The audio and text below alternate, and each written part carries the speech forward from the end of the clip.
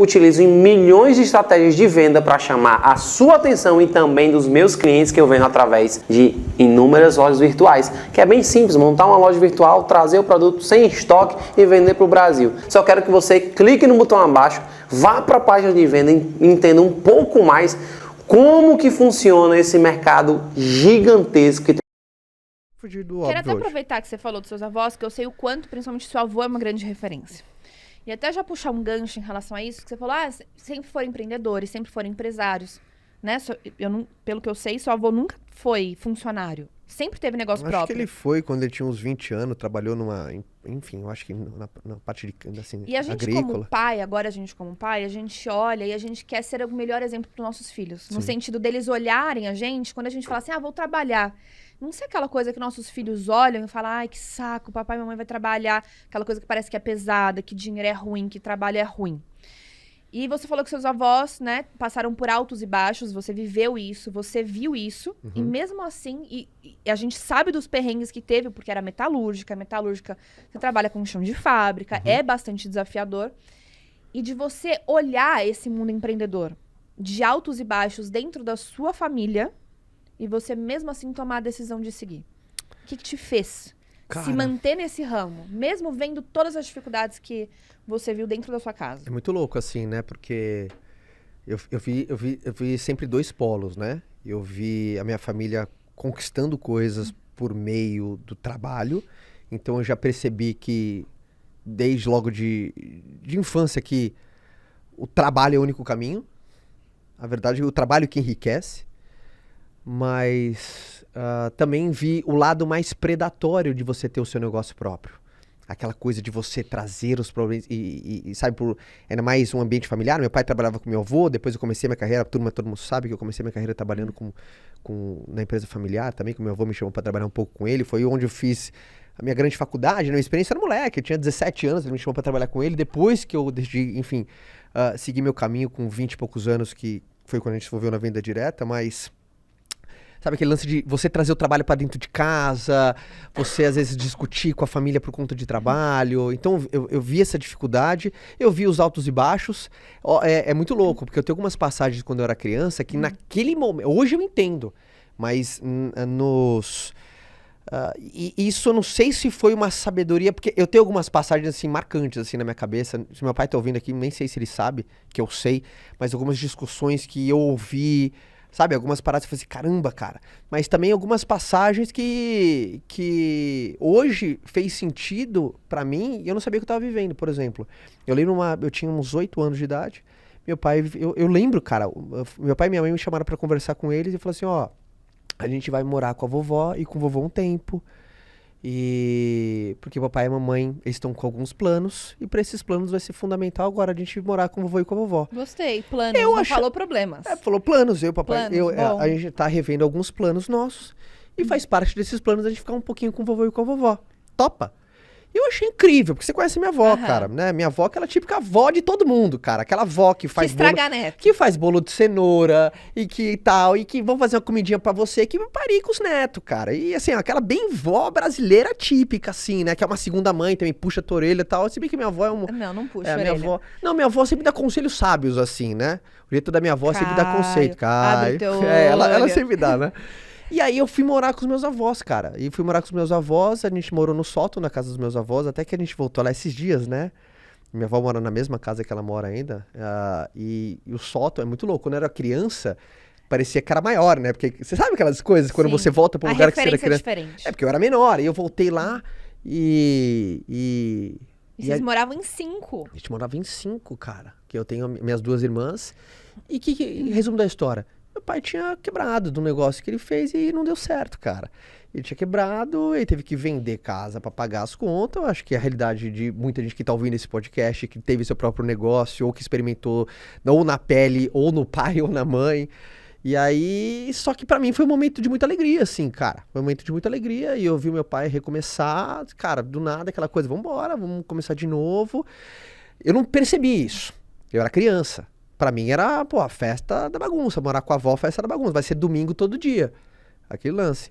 Mas, então, eu acho que o que eu mais percebi que foi por fruto do teu trabalho, você vai conseguir onde você quer. Eu acho que esse foi a maior passagem que vendo E foi os isso que você meus acha pais... que te fez querer continuar empreendendo. É, porque meu avô é aquele tipo cara, sabe, aquele cara que era o primeiro a chegar na firma, o último a ir embora. Eu tive sempre essa referência. O meu pai sempre trabalhou demais. Então eu sempre tive essa referência que o trabalho que vai Você te sempre enriquecer, gostou de cara. ser Zé Pastinha? Isso. Era seu apelido, não era? Cara, eu sempre gostava. Meu pai chegava com a maletinha dele de trabalho, eu achava um máximo, cara, você ter uma pastinha de trabalho e você sair pra guerra, pra trabalhar e pra você conseguir os seus objetivos. Porque eu acho que eu meio que entendi que as coisas se conquistam por meio do trabalho. Muito cedo eu peguei essa.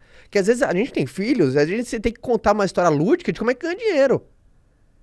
Você tem que assim, então você ganha dinheiro dessa maneira, assim que se compra as coisas. Então você tem que uma parte lúdica.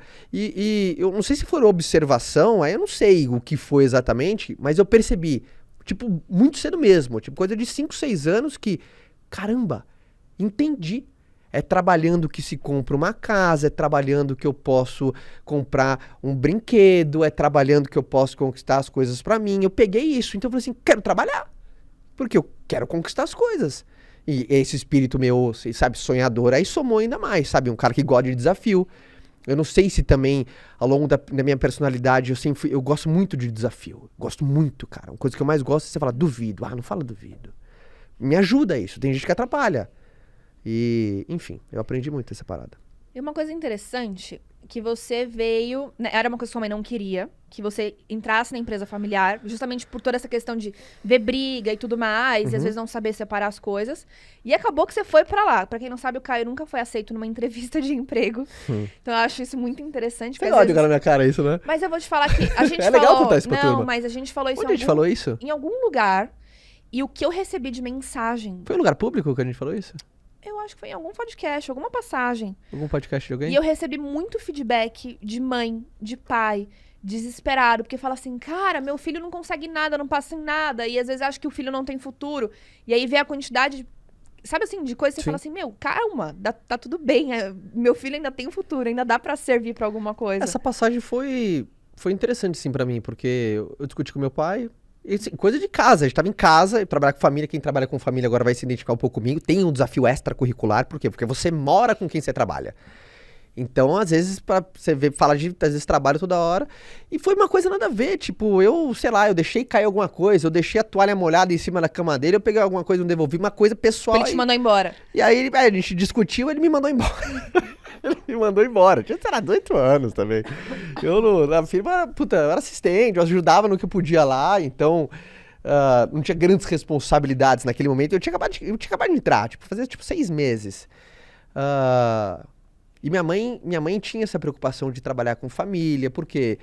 Porque tem esse desafio extra, assim, né? Mas eu quero chegar na questão importante que eu queria Mas falar. você não queria falar desse negócio da entrevista? Não. Eu acho legal, deixa eu contar essa Então parte. vai, fala. Tá?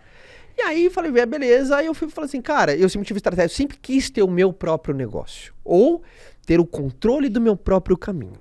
Sempre quis. Isso é isso. Eu falei, cara, uma hora eu vou achar. Eu sabia que quando, por exemplo, no começo da minha jornada, não era trabalhando com meu avô nem nada. Eu vi isso porque, só uma coisa aqui pra turma, eu sempre gostei do meu avô. Eu gosto. Era aí que eu queria chegar. Então, meu avô sempre aquele cara, não sei a quem tá aí, sabe? Quando você tem, puta, a gente tem uma química, ele é palmeirense roxo, ele me levava no estádio, ele gosta de futebol, a gente vê futebol junto, e ele dá risada, ele tem esse mesmo espírito engraçadão que nem eu, sabe? Animado, ir pra frente, e a gente tem uma conexão muito legal, então... É isso que eu queria te perguntar. Por que acontece? Quando a gente entra numa jornada de trabalho, normalmente a gente não sabe onde a gente tá se enfiando. Você tá com 18 anos de idade, você vai caindo onde dá, você quer sobreviver, você quer aprender a fazer dinheiro e tudo mais. Eu fui fazer RH, você caiu na empresa do seu avô e tudo mais, aí teve essas passagens que você não passou emprego. E chega uma hora que as pessoas têm a necessidade de quebrar um ciclo. Algumas demoram muito Só que são tempo. parentes, pra eu não perder essa história. E aí, quando ele me mandou embora, eu falei, bom, não tem vergonha nenhuma, eu vou arrumar um emprego em algum lugar. Porque eu queria ter o meu negócio. Só que eu não tinha grana, porque foi muito rápido, assim. Meio que entrei, eu fiquei uns 4 meses, a gente brigou, meu pai me mandou embora. Então não tinha grana, e na época, puta, eu lembro, eu ganhava um salário, eu ganhava R$300. R$250. Tô falando isso nossa senhora, tô falando isso há 18 anos atrás. Um pouquinho mais. Caraca, tô ficando velho. E aí eu fui arrumar emprego. E aí peguei o currículo. Lembra? Não sabia nem montar um currículo. Sua mãe fez seu Eu falei, currículo. mãe, como é que se monta um currículo? Não sabia nem como que coloca num currículo. Coloca foto, não coloca foto. Não sabia nem montar currículo. E a minha mãe me ajudou a construir um currículo. E aí eu lembro que eu fui em shopping, entreguei em loja de shopping, tal, pra ser vendedor de loja de shopping. Eu lembro até porque eu nem sabia onde que entregava, ia nas lojas. Até que eu descobri que não é na loja, você tem que terminar a administração do shopping. E aí fui chamado para fazer entrevista em um banco, que hoje não existe mais, foi comprado por um outro banco. E aí fui fazer numa emissora de televisão. A Também. gente falou isso no Tito. Foi no Tito, né, Foi. velho? Foi no Tito.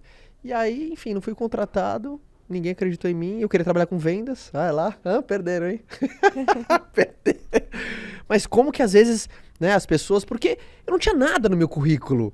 Eu lembro quando eu ia preencher o currículo, na hora que eu peguei meu currículo, eu falei, cara, aqui não tem nada. Tipo, tinha escola, basicamente, Você rezava assim. pro seu endereço ser cumprido pra gastar 2 linhas. As pessoas compraram, qual que era a tua experiência? Trabalhei com meu avô aí uns 4 meses e fui mandado embora. Por quê? Porque deixou a toalha molhada em cima Não da tinha cama. nada, mas eu tinha um desejo, assim, aquele é um dos maiores erros do mercado, né? É contratar por competência. Mas manda embora pro comportamento. Quando você contrata pro comportamento, cara, eu tava sedento pra fazer acontecer, cara. Eu só precisava de um instrumento, eu só precisava de um veículo. Eu falava assim, só me mostra o caminho que eu vou fazer, o que precisa pra chegar lá. Então, por isso que eu valorizo muito, assim, sabe? Quando alguém tem um comportamento, tem a fome, eu trago um jeito pra essa pessoa ficar perto de mim.